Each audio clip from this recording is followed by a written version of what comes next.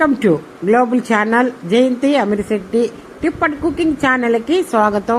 మధుమేహాలకి BP రోగులకి ముందుగా పనిచేస్తుందని శ్వాసకోశ మూత్రాశయ జీర్ణ సంబంధ సమస్యలను ఇన్ఫెక్షన్లు పుండ్లు వంటి వ్యాధులను నివారిస్తుందని ఆయుర్వేద నిపుణులు చెప్తున్నారు.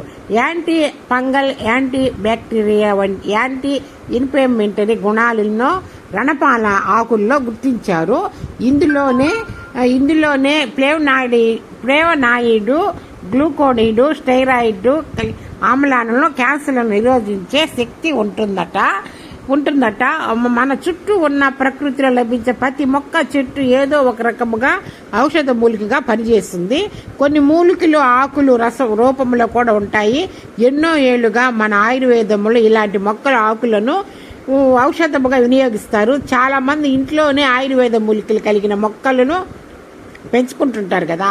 ప్రస్తుతం పెంచుకుంటున్న వాటిల్లో రణపాల మొక్క ఒకటి. దీనిని ఉపయోగించడం వల్ల శరీరానికి చాలా రకాల ప్రయోజనాలు కలుగుతున్నాయి. రణపాల ఆకు తింటే 150కి పైగా రోగాలను నయం అవుతాయని ఆరోగ్య నిపుణులు చెబుతున్నారు. జీర్ణాశయముల అలసలు తగ్గుతాయి, అజీర్ణము అన్ని తగ్గుతాయి.